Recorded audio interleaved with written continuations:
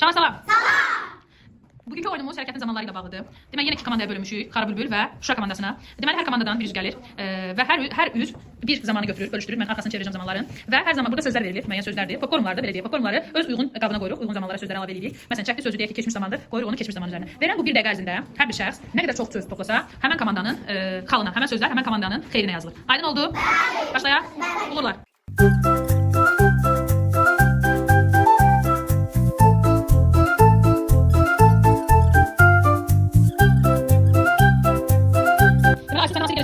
Tapıp 1, 2, 3, 4, 5, 6, 7 söz hakkında. Sen şunları ilk zaman, göre ilk zamanlarını tapıp bir saniye, bir açır. Çekti ilk zaman değil arkadaşlar. Nasıl zamandır? Hayır, geçmiş zamandır. 1, 2, geçmiş zamandır. 3, 4, 5 söz. Kaldı burada. 3 ve 8 geçmiş zamandır. 1, 2, 3, 4, 5, 6, 7, 8 söz. Açın içeri. 7 söz. Aslında 5 söz. Kaldı burada. 8 sözler. Yusuf alacak her üçünü.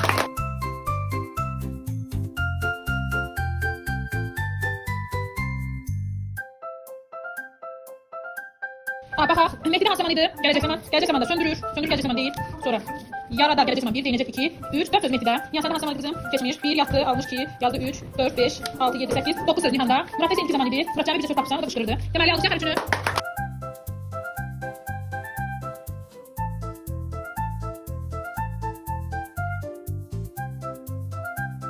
Benim bayramda gelecek zamanıydı. 1, 2, 3, 4, 5, 6 ve 7 söz bayramda. Sen ne kızım? Sabreyle. Geçmiş zaman. 1, 2, 3, 4, 5, 6, 7, 8, 9, 10, 11 söz verdi de.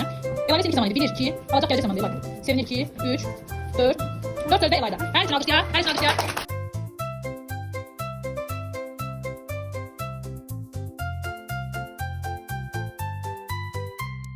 Servan'da ilk zamanıydı. Servan niye? 2 söz seçip isteserdin. Sonra. Uğur'da hangi zamanıydı? Geçmiş. 1, 2, 3, 4, 5, 6, 7, 8, 9 söz Uğur'da. Demek Gülya Bayram'da ise gelecek zamanıydı. 1, 2, Uğur başka zamandı. 2, 3 sözde Gülya Bayram'da. Alkışlar her üçün. En çok söz kimlerdi? Uğur'da.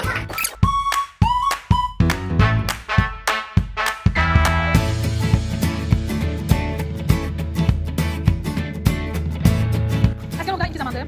Kaçır ve yükselir. 2 söz asker Oğul'da. Gider başka zamandı. Sonra sen geçmiş zaman. Çocuk değil, okudu. 1, sen bir söz. Adem'da ise gelecek zamandı. Gelecek. 1, 2, 3, 4, 5, 6, 7 söz. Adem'da. Alkışlar her üçün. En çok söz kimde oldu? Adem'da.